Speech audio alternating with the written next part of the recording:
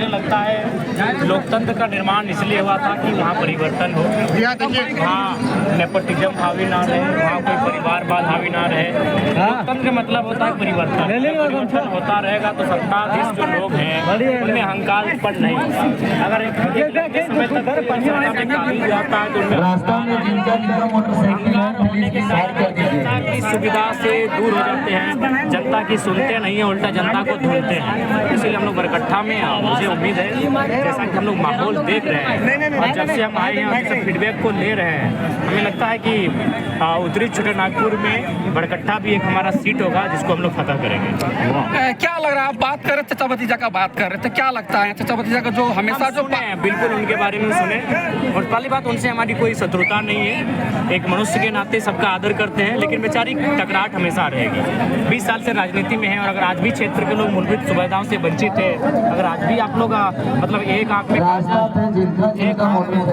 सुरमा करने का काम करेंगे तो ये दुर्भाग्य का विषय है। सुन रहे हैं कि जो लोग उनकी तरफदारी करते हैं, जो उनकी चमचई करते हैं, उन्हीं को ठेका वगैरह दिया जाता है, उन्हीं को चापाकल दिया जाता है, उन्हीं को पीसीसी का सड़क दिया जाता है, ये दुर्भाग्यपूर्ण है। उन्हीं के कामों को सुना जाता है। इसलिए हमें लगता है कि 20 सालों के इस राज का अब समाप्ति होना चाहिए और नए नेतृत्व का यहाँ आगाज होना चाहिए। दादा आपसे बहुत लोग उम्मीद जताए हैं, तो यहाँ पे एक बाहरी पावर प्लांट है, वहाँ पे 32 गांव के लोगों की जमीनें गई है, क्या लगता है टाइगर दा वहाँ के लोगों को इंसाफ दिला पाएंगे?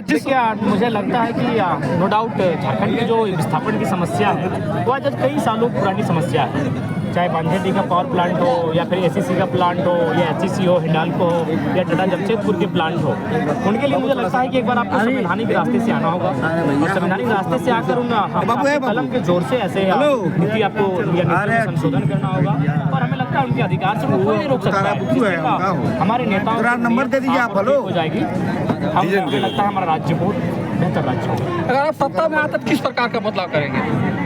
देखिए हम लोग सबसे पहली बात तो हमने कहा कि जो जनता की ज़रूरत की चीज़ें हैं, जहाँ से जनता ठगा हुआ महसूस कर रही है, वहाँ हम लोग जन दरबार लगेगा, जनता का दरबार लगेगा, वहाँ बाकायदा हमारे तमाम जो विधायक हैं या फिर विशेषकर जो मंत्रियों को प्रभार होगा उनको वहाँ डिप्यूट किया जाएगा, उनके नेतृत्व में उनकी उपस्थिति में एक उनकी समस्याओं का निराकरण करने का काम सौंपा जाएगा। ये आप जीएम लाइन की बात कर रहे थे, क्या ये अगर रेतों के अधीन है, बंगाल में जीएम लाइन रेतों के अधीन है तो झारखंड रेतों के अधीन ही है। इससे पहले 2016 की मैं एक रिपोर्ट को पढ़ रहा था, वहाँ डीसी ने हस्तक्षेप करते हुए जीएम लैंड को किसान के पक्ष में रखते हुए उसको लैंड से नौकरी देने का काम किया था सीसीएल में।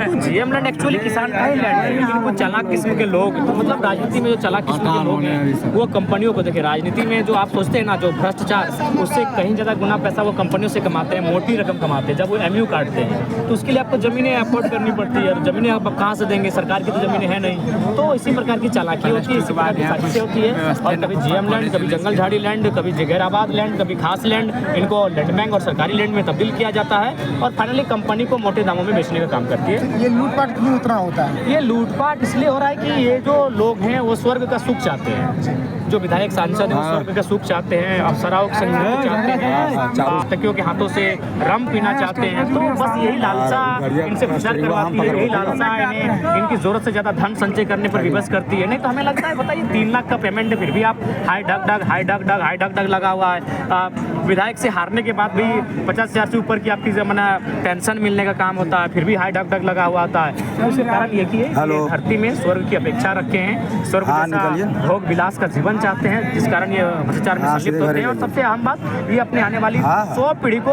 अभी इसके खर्च में सजा लेना चाहते हैं। सबसे ज्यादा जमीन आज के डेट में झारखंड में लूटपाट किया जा रहा है, इसीलिए बिल्कुल सबसे ज्यादा, क्योंकि मैं आपको एक उदाहरण देता हूँ, अपना बाप का संपत्ति में भी पैसा देना पड़ रहा है। बिल्कुल, ये दुर्भाग्य, ये कब तक हम लोग को देना पड़ेगा? ये तब तक जनता को तब तक देना पड़ेगा, ये तब तक देना पड़ेगा जब तक हमारी राजनीति में बैठे लोग मजबूती के साथ नहीं आएंगे। भैया थोड़ा मैच पीछे से। इसीलिए हमें लगता है कि अब बोल्ड लीडर की आवश्यकता है। इस ब्लॉक में तो लोग पैसा भरते भी हैं, ब्लॉक लास्ट में प्रशासन को भी पैसा लोग देते हैं। ब्लॉक लूट का शुरुआती चरण है, ब्लॉक की व्यवस्थाएं चरमरा गई हैं।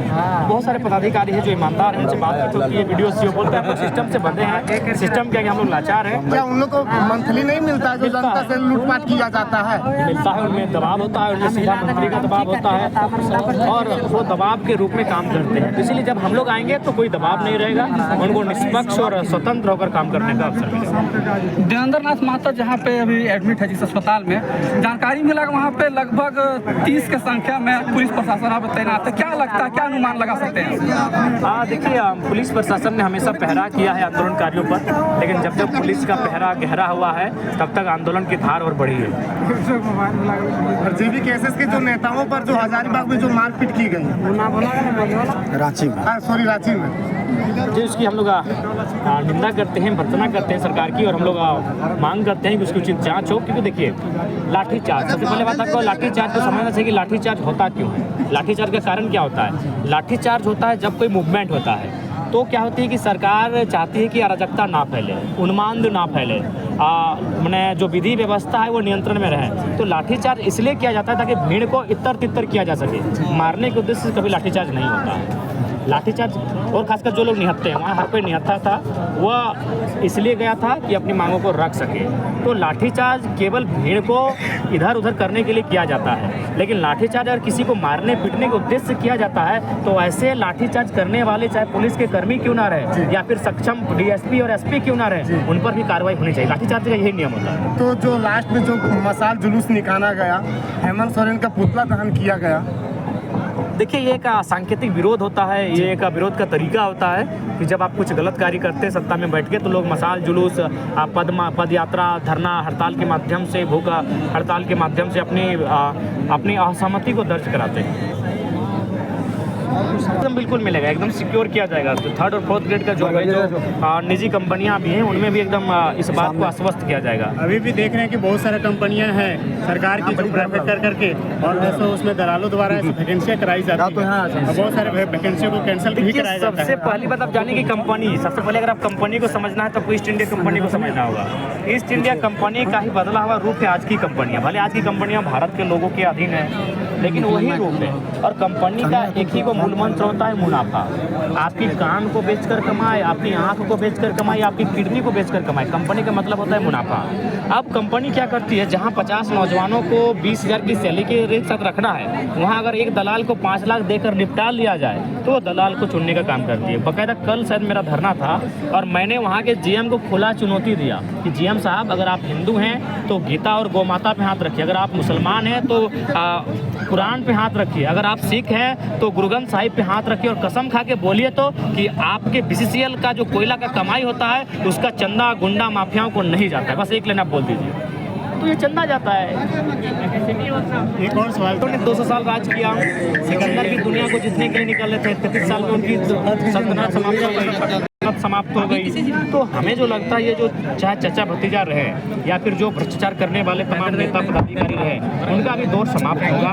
एक नया सवेरा, एक नया दौर आएगा, पर आएगा भी, उसे हम लोग लेकर आएंगे, ये प्रयास करेंगे। धन्यवाद।